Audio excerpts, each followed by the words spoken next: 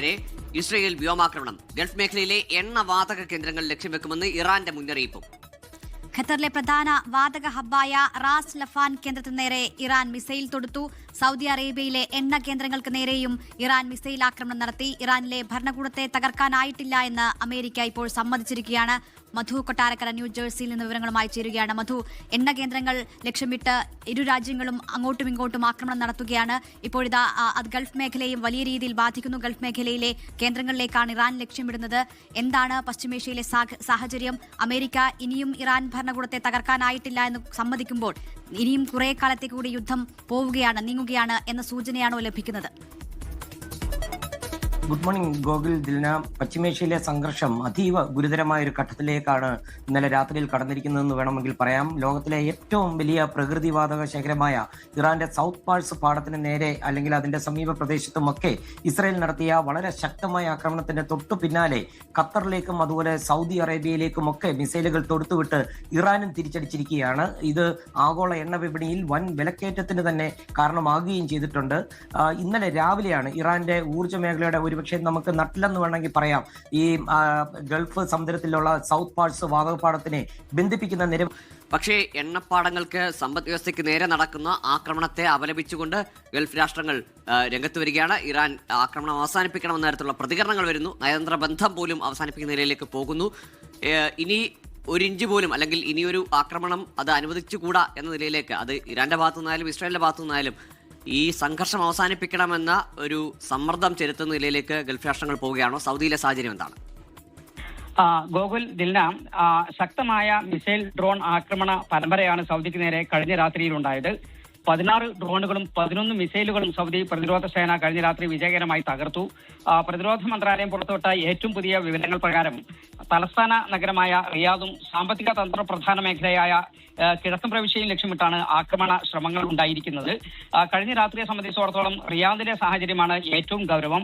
നഗരത്തിന് നേരെ തൊടുത്തുവിട്ട 8 ബാലിസ്റ്റിക് മിസൈലുകൾ ആകാശത്ത് വെച്ച് തന്നെ പ്രതിരോധ സേന തകർത്തു. എന്നാൽ ഇതിന്റെ അവശിഷ്ടങ്ങൾ ജനവാസ മേഖലയിൽ പതിച്ചതിനെ തുടർന്ന് ഏഷ്യൻ വംശജരായ 4 പ്രവാസികൾക്ക് പരിക്കേറ്റു എന്നാണ് സിവിൽ ഡിഫൻസ് വക്താവ് അറിയിക്കുന്നത്. പരിക്കേറ്റവരെ ഉടൻ തന്നെ ആശുപത്രിയിലേക്ക് മാറ്റിയിട്ടുണ്ട്. റിയാദിലെ ഒരു താമസ സ്ഥലത്താണ് മിസൈൽ ഭാഗങ്ങൾ വീണത്. ഇതിനെ തുടർന്ന് കെട്ടിടങ്ങൾക്കും വാഹനങ്ങൾക്കും ഭാഗികമായ കേടുപാടുകൾ സംഭവിക്കുകയും ചെയ്തിട്ടുണ്ട്. കൂടാതെ തെക്കൻ റിയാദിലെ എണ്ണ ശുദ്ധീകരണശാലയ്ക്ക് സമീപവും മിസൈലിന്റെ ഭാഗങ്ങൾ പതിച്ചു. മേഖലയിലെ സാഹചര്യങ്ങൾ ചർച്ച ചെയ്യാനായി വിവിധ അറബ് ഇസ്ലാമിക രാജ്യങ്ങളുടെ വിദേശകാര്യമന്ത്രിമാർ റിയാദിൽ എത്തിയത് ഇന്നലെ രാത്രിയായിരുന്നു. ഈ സമയത്താണ് ആക്രമണം ഉണ്ടായത് എന്നത് ശ്രദ്ധേയമാണ്.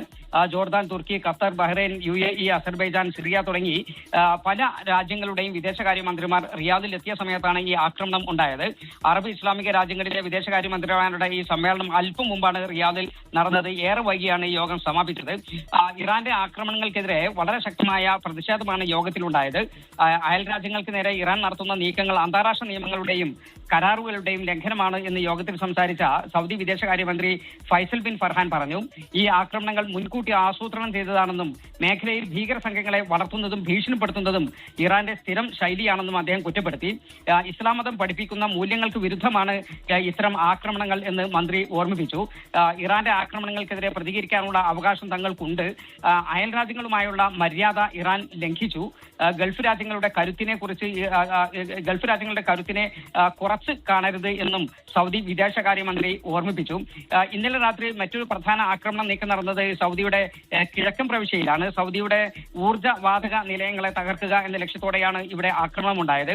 ഒരു ഗ്യാസ് പ്ലാന്റിന് നേരെ 2 തവണ ഡ്രോൺ ആക്രമണ ശ്രമം ഉണ്ടായി. കൂടാതെ മേഖലയിലെ ഒരു പ്രധാന ഊർജ്ജ നിലയം ലക്ഷ്യമാക്കി വന്ന 5 ഡ്രോണുകളെയും പ്രതിരോധ സേന വെടിവെച്ചിട്ടു. കിഴക്കൻ പ്രവിശ്യയിൽ മാത്രം വിവിധ ഘട്ടങ്ങളിലായി 15 ഡ്രോണുകളും 2 ബാലിസ്റ്റിക് മിസൈലുകളുമാണ് കഴിഞ്ഞ രാത്രി തകർത്തത്. അതായത് രാജ്യത്തിന്റെ സാമ്പത്തിക നട്ടിലായ എണ്ണ വാതക മേഖലയെ നേരിട്ട് ബാധിക്കുന്ന തരത്തിലായിരുന്നു ഈ നീക്കങ്ങളൊക്കെ. ഇതിനു പുറമെ അൽഖർജ് മേഖലയിലും ഇന്നലെ രാത്രി ഒരു ഡ്രോൺ ആക്രമണം പരാജയപ്പെടുത്തിയിട്ടുണ്ട്. ആകെ കണക്കെടുത്താൽ 16 ഡ്രോണുകളും 11 ബാലിസ്റ്റിക് മിസൈലുകളുമാണ് കഴിഞ്ഞ രാത്രി പ്രതിരോധ സേന തകർത്തത്. റിയാദിലും അൽഖർജിലുമൊക്കെ ആളുകൾക്ക് അപകട മുന്നറിയിപ്പ് കഴിഞ്ഞ രാത്രി ലഭിച്ചിരുന്നു. ആക്രമണം നടന്ന ഉടൻ തന്നെ സിവിൽ ഡിഫൻസ് സംഘം ഈ അപകട സ്ഥലത്ത് എത്തിയിരുന്നു. പ്രത്യേകിച്ച് റിയാദിൽ പരിക്കേറ്റവർക്ക് ആവശ്യമായ ചികിത്സ ഉറപ്പാക്കുന്നതിനൊപ്പം മിസൈൽ അവശിഷ്ടങ്ങൾ വീണ സ്ഥലങ്ങളിൽ സുരക്ഷാ പരിശോധനകൾ പൂർത്തിയാക്കിയിട്ടുണ്ട്. ജനവാസ കേന്ദ്രങ്ങളെയും സാധാരണക്കാരെയൊക്കെ ലക്ഷ്യമിട്ടുള്ള ഇത്തരം പ്രകോപനങ്ങൾ അന്താരാഷ്ട്ര മാനുഷിക നിയമങ്ങളുടെ നഗ്നമായ ലംഘനമാണ് എന്ന് സൗദി പ്രതിരോധ മന്ത്രാലയം പ്രസ്താവനയിൽ ആവർത്തിച്ചിട്ടുണ്ട്. ഗോകുൽ ദിന.